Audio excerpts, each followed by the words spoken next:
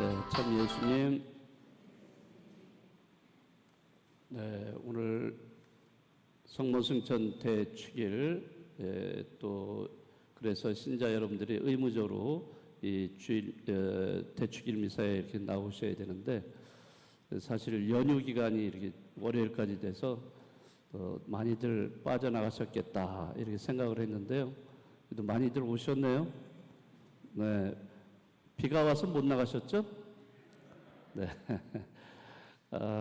참 비가 어떻게 계속 이렇게 또 오는지 모르겠습니다. 아마 이제 요거 오고 나서 이제는 더 이상 장마가 끝나지 않을까 이런 생각을 합니다. 네, 오늘 우리 한국 천주교회 주보이신 성모 마리아 승천 대축일입니다. 8월 15일은 또 우리 역사가 있죠. 1945년 고통스러운 일제 강점기를 끝내고 우리나라가 해방을 맞이한 날입니다. 성모님의 대축일과 이 광복절이 겹쳐 있다는 것은 그만큼 성모님이 우리나라를 사랑하고 계시다 하는 것을 드러내는 징표가 아닌가 생각을 합니다. 올해 광복절 75주년이라고 하죠. 네, 참 많은 세월이 흘렀습니다. 네, 그렇지만 또 우리가 또 1950년에 6.25 전쟁이 발발을 해서 또 동족 상잔의 이런 비극이 벌어진 지가 벌써 또 70년이 됩니다. 이 땅에서 남북의 이런 분단이 이루어지고 또 그런 상처와 고통으로 인해서 민족 화해의 길이 아직도 요원하다는 생각이 좀 듭니다. 아무튼 한반도에 평화가 정착이 되고 이것이 이루어질 수 있도록 우리는 한마음으로 기도해야 할 것입니다. 성모님께 특별히 전구하는 그런 태도로 우리가 임해야 되지 않을까 생각합니다. 오늘 성모승천 대축일을 맞이해서 우리 교구장이신 염수정 추기영님이 메시지를 보내주셨습니다. 우리 교구민들에게. 그래서 그 메시지가 여러분들 갖고 있는 그 주보에 다 게재되어 있습니다. 저는 이 시간에 그걸 읽어드리지는 않겠습니다. 여러분들이 가져가셔서 집에서 천천히 읽어보시고요. 딱 한 가지만 말씀드리면은 거기에 핵심적인 것 중에 하나가 평양 교구를 그 파티마 성모님께 봉헌한다는 내용이 들어 있습니다. 네, 우리가 지금 서울교구장이신 추경님이 동시에 평양 교구의 서리가 되기도 합니다. 그래서 이번에 교황님에게 그 평양 교구를 파티마의 성모님께 봉헌할 거라고 이렇게 알려드리고 인준을 받았어요. 네, 그래서 그러한 내용도 여기에 포함이 되어 있다는 거가 되어 있습니다. 나머지는 여러분들이 주보를 참조해 주시고요. 네, 저는 오늘 이 시간에 여러분들과 함께 요즘 우리가 겪고 있는 이러한 일들을 통해서 성모님을 좀 생각해 보고자 합니다. 사실 코로나19로 인해서 참 굉장히 우리가 정신적이고 육체적인 피로가 계속 쌓여가고 있고 또 이게 멈추지 않고 더 확산돼 가고 있는 듯한 그런 느낌이 들어서 우리가 불안하고 두려운 하루하루를 또 보내고 있기도 합니다. 더군다나 또 요즘 장마가 또 장마전선이 우리 한반도에 이렇게 끼어들면서 또 전국적으로 수해를 많이 보았습니다. 그 수해로 인해서 수재민도 많이 발생을 했고 또 많은 사람들이 또 목숨을 잃었고요. 또 경제적인 손실도 상당히 크다고 이렇게 뉴스를 통해서 듣고 있습니다. 정말 우리가 좀 힘을 합쳐서 이런 도움의 손길을 그들에게도 이렇게 나누어주면 좋겠다 이런 생각을 갖고 있습니다. 어떤 방법을 사실은 현장에 가서 그 모든 가재도구 다 그냥 물에 빠져가지고 그런데 가서 돕고 싶은데요.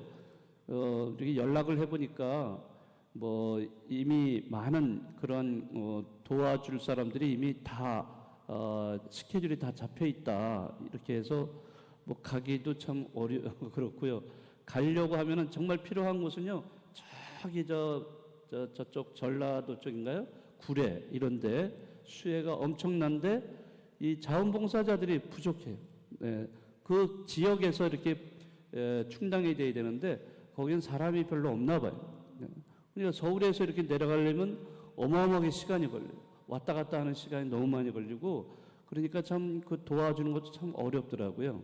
어쨌든 우리가 마음만이 아니라 어떤 물질적으로도 함께 나눌 수 있는 기회가 됐으면 좋겠습니다.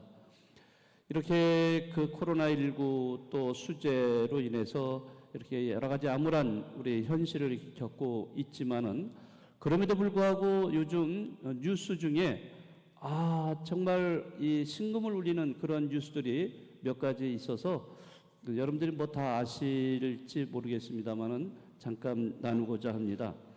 어느 마을의 축사에 그 소들이 이렇게 그 축사에 길러지고 있는데 이번에 침수로 인해서 결국에는 소들이 많이 떠내려가기도 했는데 그 떠내려가지 않으려고 몇몇 소들이 축사 지붕 위에 올라와 버렸어요. 올라가 가지고 지붕으로 피신을 했어요.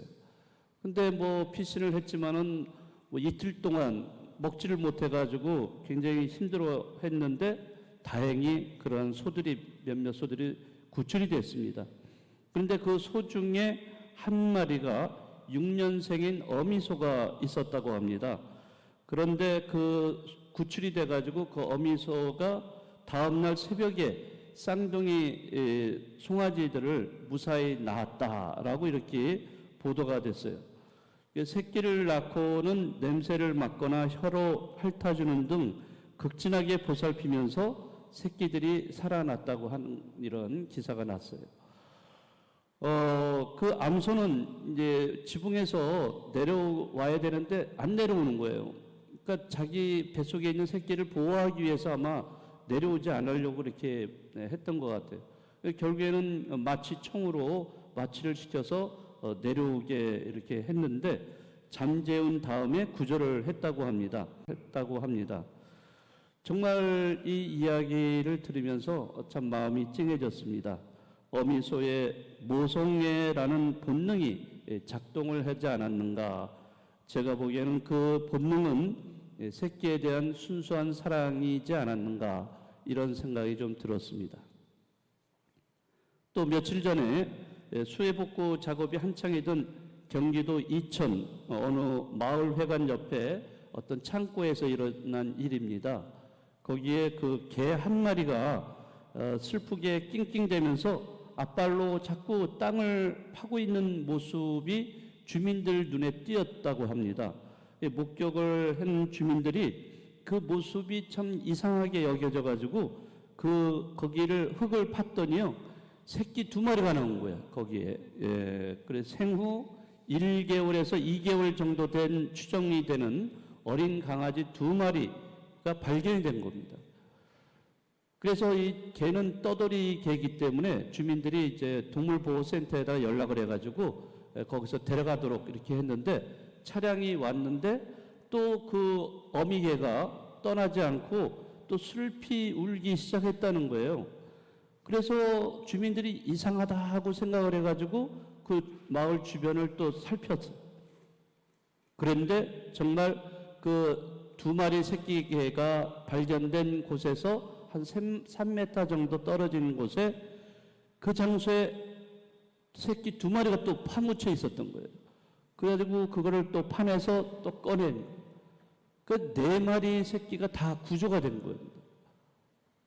자, 그런데 거의 이 4마리 새끼들은 땅 속에서 이제 7일인가 8일 정도 거의 일주일 이상을 그 땅 속에 있었다고 그래요. 그런데도 불구하고 살아난 겁니다. 그러니까 이 새끼를 잃어버린 그 어미 개가 그 장소를 떠나지 않고 계속 발로 파면서 막 슬피 울고 있었던 거예요. 자, 그러니 그런 사람들의 도움을 요청하고 그 슬피 우는 그 개의 모습을 통해서 그 어미개의 그 모성애, 새끼를 향한 그 모성애가 얼마나 강하다 하는 것을 느낄 수가 있었습니다. 그러한 강한 모성애로 인해서 결국에는 새끼 4마리를 무사히 구출할 수가 있었던 겁니다. 아까 말씀드린 어미소, 쌍둥이 새끼를 낳았고 또 4마리의 새끼 개를 구출할 수 있도록 한 그 어미개, 이러한 어미소, 어미개는 비록 동물이지만은 그런 모성애를 아주 절실하게 우리에게 보여준 그런 사례가 아닌가 이런 생각을 합니다.